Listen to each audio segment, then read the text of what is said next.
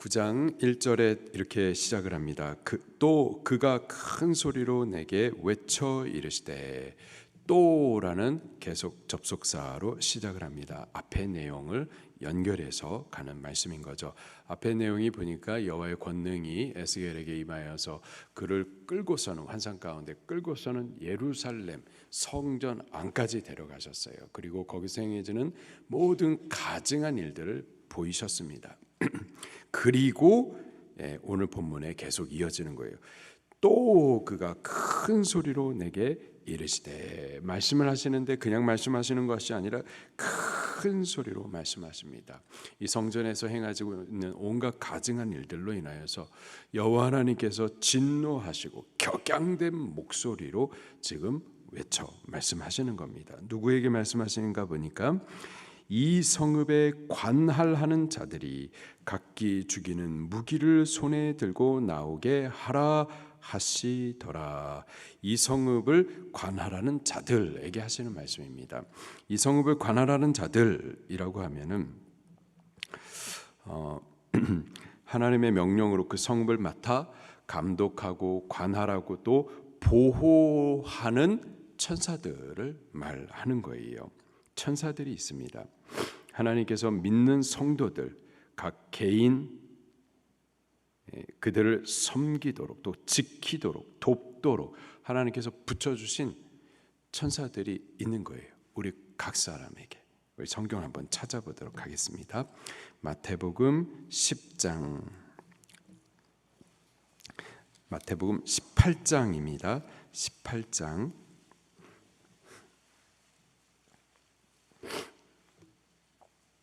10절 말씀, 마태복음 18장 10절 말씀 시작. 삼가 이 작은 자 중에 하나도 업신여기지 말라. 너에게 말하노니 그들의 천사들이 하늘에서 하늘에 계신 내 아버지의 얼굴을 항상 배움느니라. 이 작은 자, 우리가 별로 이렇게 크게 여기지 못하는 사람들, 근데요 예수님 믿는 자들이라면은 하나님께서 그들을 위하여서 천사를 붙여주셔서 그 천사들로 돕게 하시고 보호하게 해주신다라는 거죠. 이 천사의 존재가 뭔지 히브리서 1장을 또 찾아보겠습니다. 히브리서 1장, 천사를 유대인들은 아주 신령한 존재, 영광스러운 존재, 큰 존재라고 여겼었는데 사실은 우리가 더 크죠. 1장 14절 시작. 모든 천사들은 섬기는 영으로서 구원받을 상속자들을 위하여 섬기라고 보내심이 아니냐. 섬기는 영이라는 거예요. 누구를 섬기느냐? 구원받을 상속자, 예수님을 믿고 하나님의 자녀가 돼가지고 저 영원한 천국을 기업으로 약속받은 우리들을 섬기라고 보냄을 받은 자, 누가 보내셨어요? 여호와 하나님께서 보내주신 거죠. 우리를 섬기라고, 우리를 지키고 보호할 수 있도록 하나님께서 그렇게 천사들을 붙여 주신다고요. 근데 한 개인만이 아니라 그 가정도 또 교회도 또 나라도 그 지역도 그렇게 하나님께서 관할할 수 있도록 보호할 수 있도록 하나님께서 천사를 붙여 주십니다. 바로 그 천사들에게 하나님께서 큰 소리로 명령하신 거예요. 그 지역을, 예루살렘을 관할하는 지키도록 맡겨진 그 천사들에게 이번에는 뭐라고 말씀하시느냐? 각기 죽이는 무기를 손에 들어라, 이렇게 말씀하시는 거예요. 지키는 자들이었는데 이제는 그들에게 죽이는 무기를 들고 나오라 말씀하시는 거예요. 그렇게 말씀을 하셨더니 2절입니다. 시작. 6사람이 북향한 윗문 길로부터 오는데 각 사람이 손에 죽이는 무기를 잡았고 그 중에 한 사람은 가는 베옷을 입고 허리에 서기관의 먹그릇을 찼더라. 그들이 들어와서 놋 제단 곁에 서더라. 아멘. 하나님께서 명령하시자 6사람이 북향한 윗문길, 북향한 윗문길이란 앞장에 나오는 그 질투의 우상, 하나님을 질투를 격발하게 했었던 그 우상이 서 있는 자리, 사실은 제사장들이 번제단에서 하나님을 섬기는 바로 그 자리죠. 하나님을 섬겨야 되는데 우상의 단이 서 있었던 바로 그 자리, 거기로부터 나와왔었던 거예요. 손에 죽이는 무기를 잡고 왔었습니다. 여섯이 사람의 형상을 입고서 왔었고요. 또 여섯 외에 또 다른 한 사람이 있었었는데 그는 가는 베옷을 입고 허리에 서기관의 먹그릇을 찼다. 서기관은 기록하는 자고요. 먹그릇은 잉크를 말하는 겁니다. 이것을 차고 왔다. 그들이 들어와서 놋제단 곁에 서더라. 이 놋제단이라고 하면 하나님 앞에 번제의 단이죠.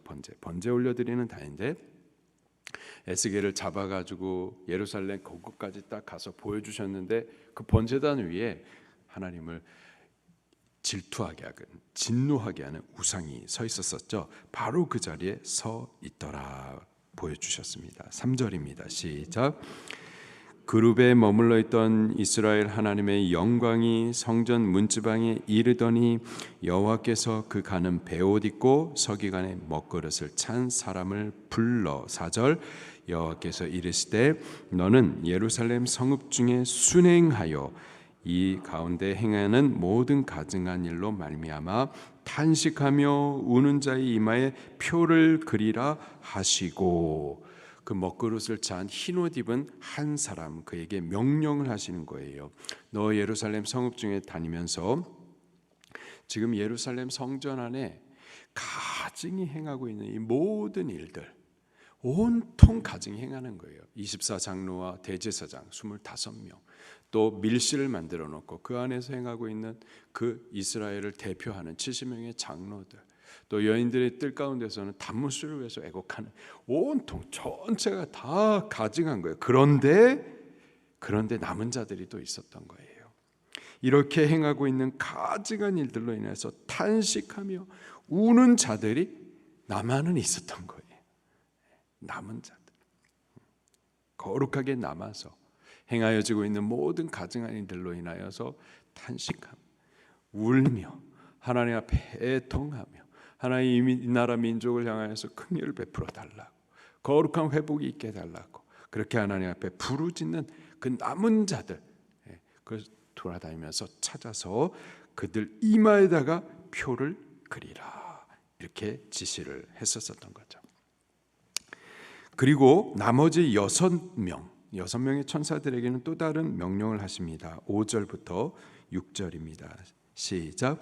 그들에 대하여 내 귀에 이르시되 너희는 그를 따라 성읍 중에 다니며 불쌍히 여기지 말며 긍휼을 베푸지 말며 쳐서 늙은 자와 젊은 자와 처녀와 어린아이와 여자를 다 죽이되 이마에 표 있는 자에게는 가까이 하지 말라.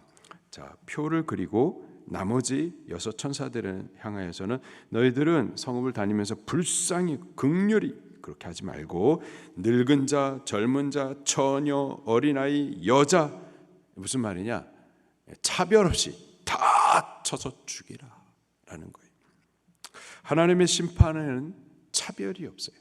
하나님의 구원도 사실 차별은 없죠. 유대인이든 이방인이든 상관이 없습니다.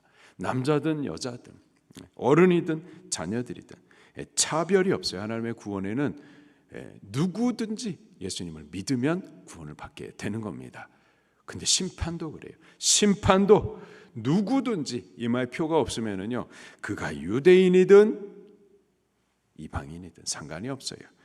늙은 자든 젊은 자든 처녀, 어린아이, 여자 상관없이 다 심판을 받게 되는 거죠.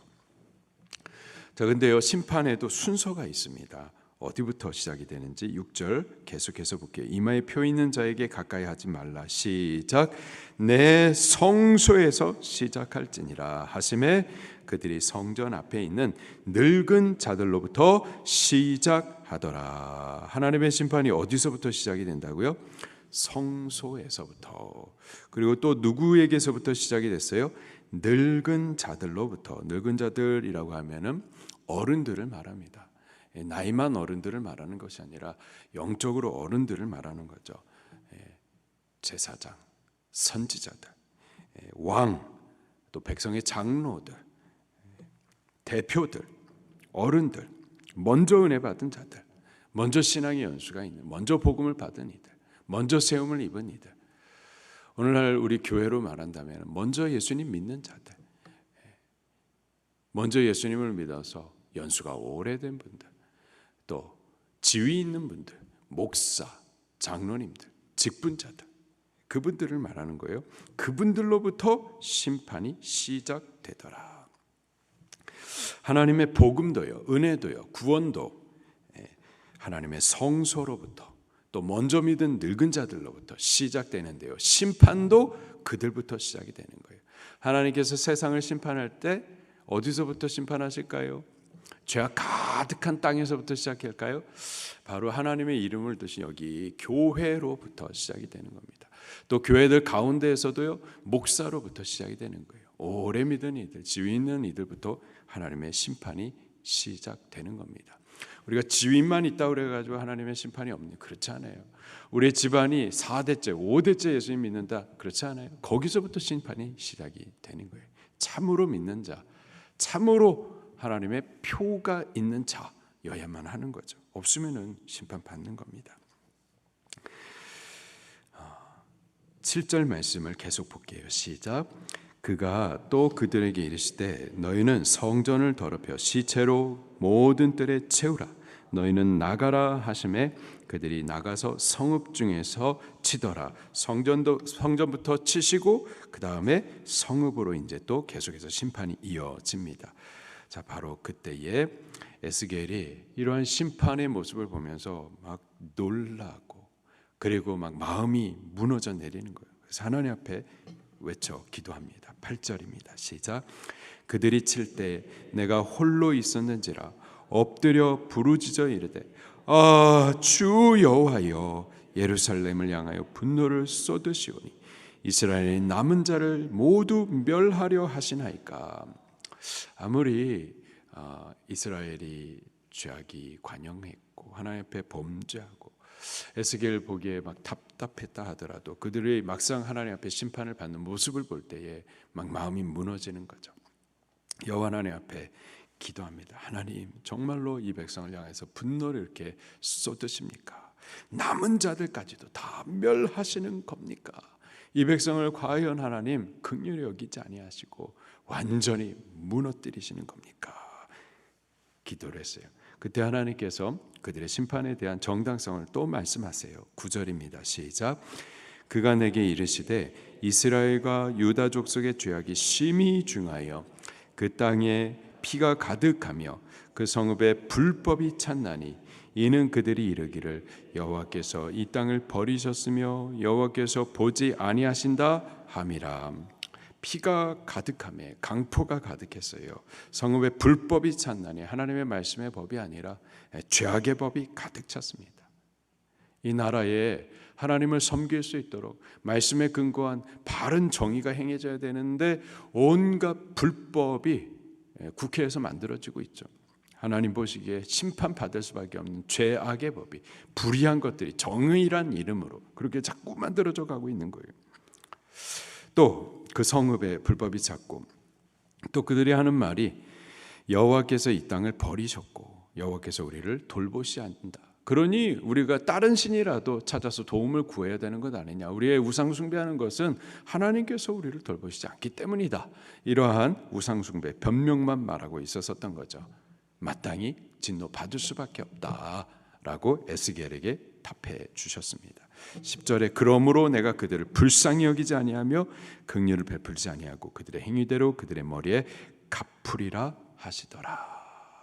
에스겔이 하나님 앞에 기도했지만은 하나님의 대답은 긍휼 없는 심판이었었습니다. 긍휼 없는 심판. 그런데요, 11절에 이렇게 또 끝이 나요. 보라, 가는 베옷을 입고 허리에 먹구릇을 찬 사람이 복명하여 이르되 주께서 내게 명령하신 대로 내가 준행하였나이다. 허리에 먹구릇을 찬 베옷을 입은 사람, 그에게 하나님께서 뭐라고 명령하셨죠? 이 성읍의 가증한 일들로 인해서 눈물을 흘리면서 막 애통하는 자, 그들을 어떻게 하라고요? 표해라. 표해라 명령을 받았었어요. 그가 하나님 앞에 와가지고는 주께서 내게 명령하신 대로 내가 준행하였나이다. 남은 자들에게 내가 표해 두었습니다. 그 남은 자들은 하나님의 심판을 받지 아니하고 보호를 받을 자들, 그들을 그렇게 다 표해놨습니다. 무슨 말이냐? 하나님께서 긍휼 없는 심판을 진행하시지만은 그러나 그들 가운데에서 남은 자, 그들을 남겨두셨다라는 거예요. 하나님, 남은 자까지도 모두 멸하십니까? 하나님의 대답은 남겨두었다라는 거예요. 그 남은 자들을 하나님께서 어떻게 하시는데요? 5장으로 다시 한번 돌아가 볼까요?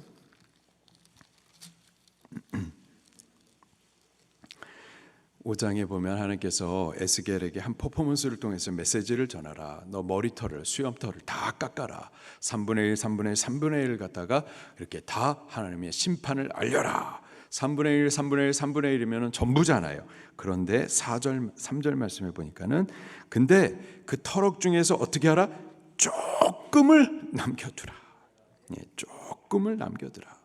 그리고요, 그것이 4절 말씀해 보니까는 불 가운데 살라지는데 그 속에서 불이 나와서 이스라엘 온 족속을 사르리라. 그 남은 자들이 거룩한 불이 돼가지고 이스라엘의 회복을 일으킬 것을 하나님께서 미리 말씀해 주셨잖아요. 긍휼 없는 심판을 이루시는데, 근데 심판 이전에 이미 하나님께서 남은 자들에게 표를 두시고 그들은 심판 가운데서 건들지 못하도록 보호하시고, 그리고 그들을 통하여서 심판 이후에 이스라엘 온 족속을 거룩한 회복을 일으킬 하나님의 소망으로 세우신다라는 겁니다. 심판이 있지만 그러나 심판만 있는 것이 아니라 그 가운데 하나님의 회복의 소망을 남겨두시는 거죠. 우리는 무엇을 봐야 된다고요? 심판만 보는 것이 아니라 심판 가운데 하나님께서 계획해 두신 그 거룩한 남은 자들의 소망의 일들을 우리는 더 보셔야만 하고, 그리고 우리가 그 하나님의 행하실 일들에 영광스럽게 참여하는 그 남은 자들 될 수 있기를 하나님 앞에 기도해야만 할 줄로 믿습니다.